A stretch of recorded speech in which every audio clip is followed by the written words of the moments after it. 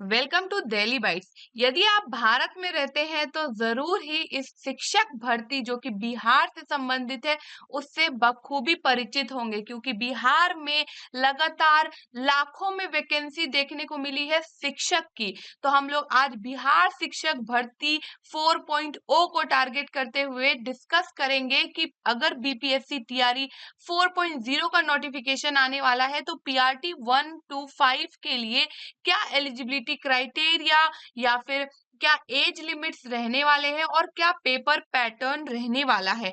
आप सोच रहे होंगे वैकेंसी कब आने वाली है। वैकेंसी जल्द ही देखने को मिलने वाली है, तो जरूरी है कि वैकेंसी आ जाए तब प्रिपरेशन ना करें, एटलीस्ट उसके बारे में जानते रहें। तो चलिए हम लोग डिस्कस करेंगे सबसे पहले एलिजिबिलिटी। इनफैक्ट हम लोग एजुकेशन के एलिजिबिलिटी को डिस्कस करने वाले हैं कि 1 to 5 का यदि कोई भी पर्सन टीचर बनना चाहता है तो उसके लिए क्या एलिजिबिलिटी रहने वाली है। नोटिफिकेशन में हर एक चीज हिंदी में होगा जो कि कंफ्यूजिंग है, तो मैं उसे डिकोड करते हुए बहुत ही इजीली आपको एक्सप्लेन करूंगी। 1 to 5 के टीचर बनने के लिए कई सारी एलिजिबिलिटी दी हुई है, जैसे कि 1, 2, 3, 4, 5 आप देख सकते हैं। इन पांचों में से यदि आप किसी एक में भी सेट बैठ रहे होंगे ना तो आप 1 to 5 के लिए एलिजिबल हैं बिहार में। तो चलिए हम लोग डिस्कस करते हैं पहली एलिजिबिलिटी क्या है। आपने 50% अंकों से पास किया हो उच्चतर माध्यमिक, यानी कि इंटरमीडिएट 12th का यहाँ पे बात हो रहा है कि 12th में आपके 50% से एबव मार्क्स हो, या फिर कोई समकक्ष डिग्री यानी कि इक्विवेलेंट डिग्री हो इंटर के। इसके अलावा आपके पास प्रारंभिक शिक्षा शास्त्र में द्विवर्षीय डिप्लोमा होना चाहिए, चाहे वो किसी भी नाम से जाना जाता हो। तो ये द्विवर्षीय डिप्लोमा क्या है? एक तरीके से डीएलएड है ना। डीएलएड को ही हिंदी में प्रारंभिक शिक्षा शास्त्र में द्विवर्षीय डिप्लोमा कहा जा रहा है। अब यहाँ पे अन्य नाम क्या हो सकते हैं, जैसे कि बीटीसी हो सकता है। कई बार यूपी में आपको सुनने को मिलता होगा बीटीसी के कोर्स हैं, या फिर डिप्लोमा 2 इयर्स का जो एजुकेशन में होता है उसको भी कई नामों से जाना जाता है। तो इसीलिए यहाँ पे कोई भी नाम से जाना जाए लेकिन वो डिप्लोमा 2 वर्ष का हो तो आप एलिजिबल होंगे। ना सेकेंड एलिजिबिलिटी की बात करते हैं। आपको 45% मार्क्स से अधिक हो, कहाँ पे? इंटरमीडिएट, अगेन उच्चतर माध्यमिक, या फिर समकक्ष कोई डिग्री आपने ले रखी हो। इसका सिंपल मतलब हो गया कि इंटरमीडिएट में या तो 45% मार्क्स हो या फिर आप इंटरमीडिएट के इक्विवेलेंट ही कोई कोर्स किए हो। इसके अलावा साथ में आपके पास प्रारंभिक शिक्षा शास्त्र में द्विवर्षीय डिप्लोमा जो कि किसी भी नाम से जाना जाता हो किया हो, जो राष्ट्रीय अध्यापक शिक्षा परिषद से मान्यता प्राप्त हो और उसके नियम जो 2002 में आया था उसके अनुसार प्राप्त हो। जैसे कि डीएलएड की जो डिग्री है वो एनसीटीई के गाइडलाइन के थ्रू हो, और वो कौन सी गाइडलाइन? 2002 में जो आई थी। इसको एक बार आपको चेक करना पड़ेगा एग्जैक्ट 2002 में क्या है। देखिए सिंपल सी चीज है, एनआईओएस के थ्रू ना किया हुआ हो ना, तो डीएलएड अगर आप अच्छे किसी यूनिवर्सिटी से कर रखे हैं तो आपको कोई दिक्कत नहीं होने वाला है, ठीक है। इनफैक्ट आपको ये विनियमन भी पढ़ने की जरूरत नहीं है 2002 की। सिंपल आप कहीं अच्छे जगह से डीएलएड कर रखे हो, 45% मार्क्स से अबव हो तो आप एलिजिबल हैं। और थर्ड एलिजिबिलिटी क्या है? 50% मार्क्स हो इंटरमीडिएट में या फिर उसके इक्विवेलेंट कोई कोर्स कर रखा हो। इसके अलावा 4 वर्षीय प्रारंभिक शिक्षा शास्त्र में स्नातक हो, बीएलएड हो, ठीक है। अब बीएलएड हो 4 साल का तो भी आप एलिजिबल है, और साथ में इंटरमीडिएट में 50% मार्क्स से ऊपर हो।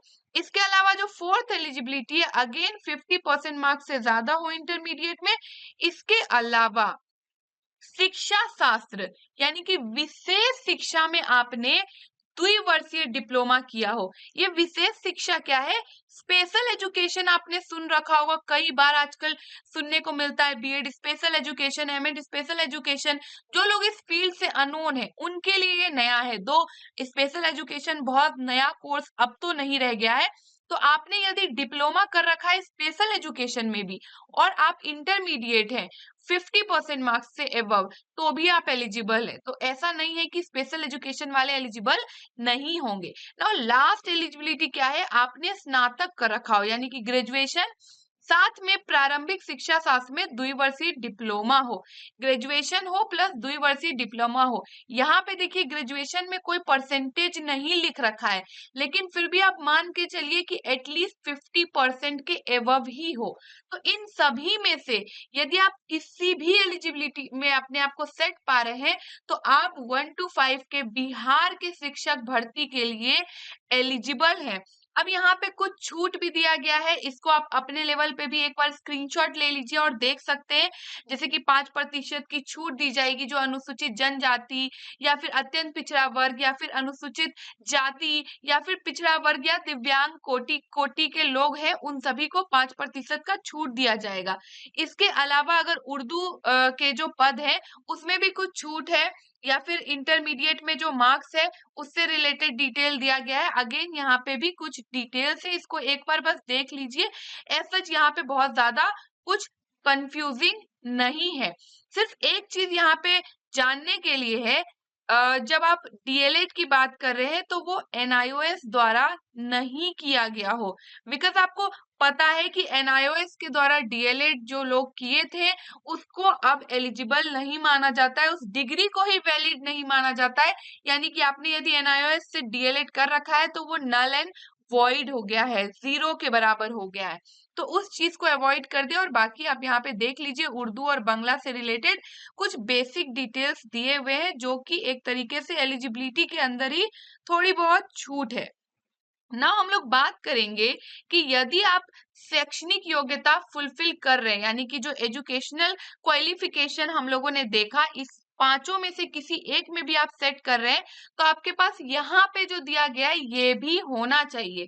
फॉर एग्जाम्पल, आपके पास केंद्र या किसी राज्य सरकार के द्वारा स्थापित किसी भी बोर्ड से मैट्रिक या फिर उसके समकक्ष या फिर साथ में इंटरमीडिएट और उसके समकक्ष प्रमाण पत्र मान्य होगा। यानी कि आप अच्छे सरकारी या फिर केंद्रीय या फिर राज्य सरकार या फिर मैं कह दूं आईसीएसई बोर्ड या सीबीएसई, तो भी कहना गलत नहीं होगा, आप कहीं मान्यता प्राप्त किसी इंस्टीट्यूशन से मैट्रिक और इंटर क्लियर हो, आप पास कर रखे हो।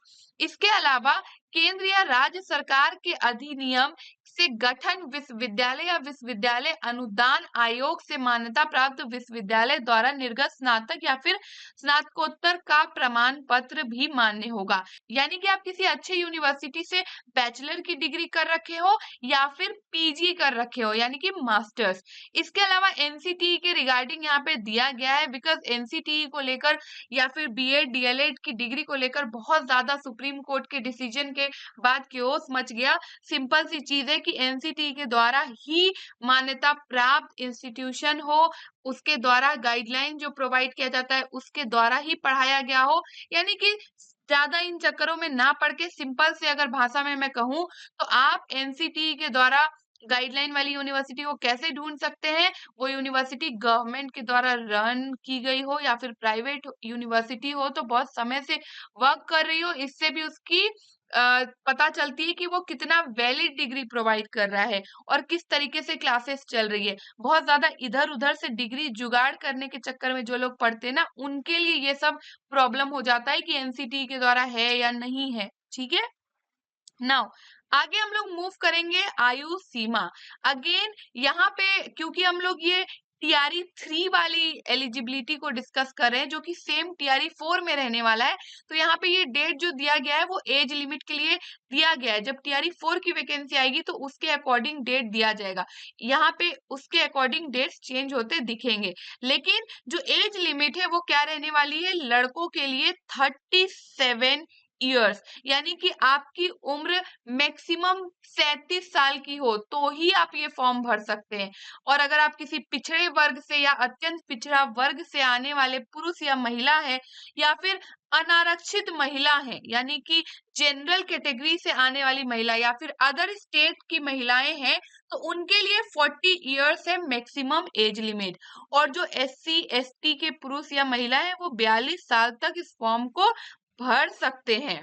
और आपकी ये जो जॉब है वो कब तक रहेगी, जब तक आपकी उम्र 60 साल ना हो जाए तब तक आपकी ये जॉब रहेगी। तो अगर मैं लेमन लैंग्वेज में बात करूं तो अगर जनरल कैटेगरी का कोई लड़का है तो वो सिर्फ 37 इयर्स तक ही फॉर्म फिल कर सकता है। अगर कोई महिला है जो कि अदर स्टेट की है या फिर बिहार की ही है, अनारक्षित है, जनरल कैटेगरी में आती है, तो 40 साल तक फॉर्म भर सकती है। और जो पिछड़े वर्ग, अत्यंत पिछड़ा वर्ग की पुरुष या महिला दोनों ही है तो 40 वर्ग तक फॉर्म फिल कर सकते हैं। और SC ST के पुरुष और महिला 42 साल तक फॉर्म फिल कर सकते हैं।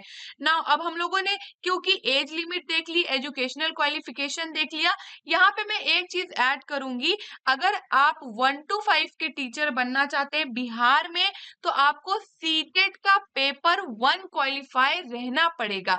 जो अदर स्टेट के हैं, बिहार के बाहर के लोग हैं, चाहे वो महिला हो या फिर पुरुष हो, यानी कि एक लड़का हो या लड़की हो, दोनों ही कंडीशन में जो मार्क्स है 90 के ऊपर ही होना चाहिए। अगर कोई अदर स्टेट का है और वो कैटेगरी से पास है तो वो बिहार में एलिजिबल नहीं है।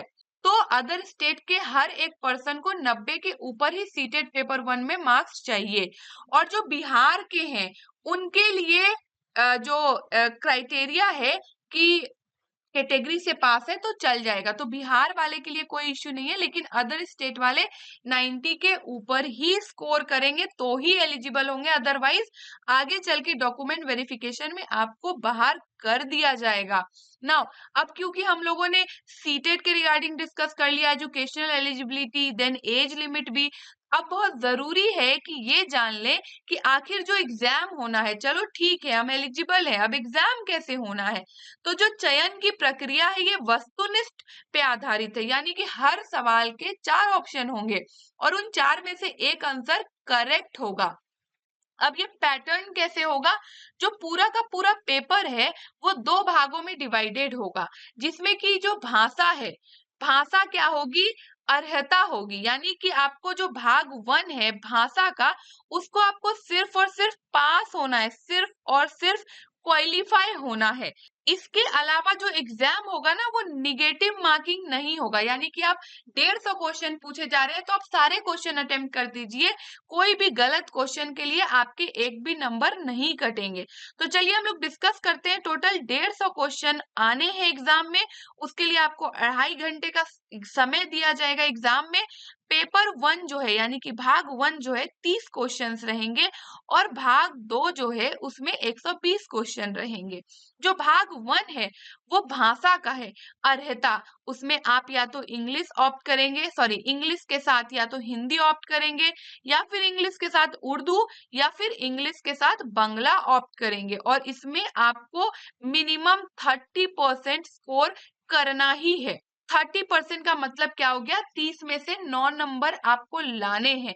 अगर आप 9 नंबर लाते हैं तो ठीक है, 9 नंबर से कम है यानी कि आप पेपर 2 में कितना भी स्कोर कर लीजिए, आप एग्जाम क्वालिफाई नहीं करोगे, आप फेल हो जाओगे ना। जो मोस्ट इंपॉर्टेंट है, जिसके बेसिस पे आपको जॉब मिलने वाला है, यानी कि भाग 2 जो कि सामान्य अध्ययन पे आधारित है, इसमें आपसे क्या पूछा जाएगा, प्राथमिक गणित, यानी कि 1 to 5 तक के लेवल, एक्चुअली लेवल अप भी होगा, बिकॉज आप इंटरमीडिएट करके आ रहे हैं तो ऑफ कोर्स लेवल अप होगा क्वेश्चंस का। वहां तक आपको मैथ्स जाना है, आपके जो हायर एजुकेशनल क्वालिफिकेशन है इस जॉब के लिए, वहां तक लेवल जाएगा मैथ्स में। रीजनिंग भी पूछा जाएगा, सामान्य जागरूकता यानी कि जनरल इंटेलिजेंस या फिर आप कह लीजिए जीके, जनरल नॉलेज। फिर आपसे सामान्य विज्ञान, जनरल साइंस भी पूछा जाएगा। सामाजिक विज्ञान, सामाजिक विज्ञान के अंदर हिस्ट्री, सिविक, ज्योग्राफी, इकोनॉमिक्स सब कुछ पूछा जाएगा। भारतीय राष्ट्र आंदोलन पे बहुत ज्यादा फोर्स किया गया, इससे ज्यादा क्वेश्चन आएंगे। भूगोल और पर्यावरण से क्वेश्चंस आपको देखने को मिलेंगे। और ये जो क्वेश्चंस पूछे जाएंगे ये किस बुक पे बेस्ड होगा, एनसीईआरटी और एससीईआरटी दोनों पे बेस्ड होगा। एससीईआरटी यानी कि बिहार स्टेट की जो बुक्स है उस पे बेस्ड होगा। तो बहुत ही सिंपल एंड सॉर्टेड पेपर है, आपको बेसिकली फोकस पेपर 2 पे करना है। पेपर 1 तो बहुत इजी है, सिर्फ आपको पास होना है, 9 नंबर लाना है 30 में से। लेकिन हाँ ऑफ कोर्स उसके लिए पढ़ना पड़ेगा सो दैट आप स्कोर कर पाए। और पेपर 2 में आपको मैक्सिमम स्कोर करना है, बिकॉज एग्जाम में कट ऑफ डिसाइड होता है, जितनी सीट्स है उसके अकॉर्डिंग कट ऑफ डिसाइड होगा। और कट ऑफ में खुद को पाने के लिए आपको सब अपने लेवल से ज्यादा मेहनत करके अच्छा से अच्छा स्कोर करना पड़ेगा। बाकी आप यदि बीपीएससी से रिलेटेड कोई भी कंटेंट चाहते हैं टीआरई के कंटेक्स्ट में, तो आप हमारे ऐप पे विजिट कर सकते हैं, जो कि गूगल प्ले स्टोर पे इजीली अवेलेबल है। वहां पे आपको बीपीएससी टीआरई से रिलेटेड कई सारे मॉक्स एंड कोर्स देखने को मिलेंगे। बाकी यदि आप बिहार के बीपीएससी शिक्षक भर्ती में टीजीटी सोशल साइंस से हैं, तो उसकी प्रिपरेशन क्लासेस स्टार्ट हो रही है दिल्ली वाइट्स पे, जो कि कंप्लीट तौर पे कराई जाएगी। इनफैक्ट मैं कहूंगी ये सिर्फ टीजीटी ही नहीं, आप 6 to 8 के भी यदि आप एग्जाम दे रहे हैं सोशल साइंस के फील्ड में, या फिर 9-10 दोनों ही कंडीशन में 6 to 10 तक के लिए आप इस कोर्स को ज्वाइन कर सकते हैं। ये बहुत ही ज्यादा फ्रूटफुल रहने वाला है। इस कोर्स से रिलेटेड डिटेल्ड वीडियो का लिंक आपको डिस्क्रिप्शन बॉक्स में देखने को मिल जाएगा। बाकी आपको किसी भी प्रकार का डाउट रह जाता है बीपीएससी टीआरई 1 to 5 से रिलेटेड, या फिर बीपीएससी टीआरई से रिलेटेड, तो आप लोग डायरेक्टली मुझसे इंस्टाग्राम पे जुड़िए। मेरी आईडी की लिंक आपको डिस्क्रिप्शन बॉक्स में देखने को मिल जाएगी, या फिर सिंपली आप इंस्टाग्राम पे dailybites_nupur सर्च कर सकते हैं। इसी तरह के अपडेट से जुड़े रहने के लिए आप हमें इन सभी सोशल मीडियाज के थ्रू हमारे साथ जुड़ सकते हैं। इसका लिंक आपको डिस्क्रिप्शन बॉक्स में देखने को मिल जाएगा। Thank you.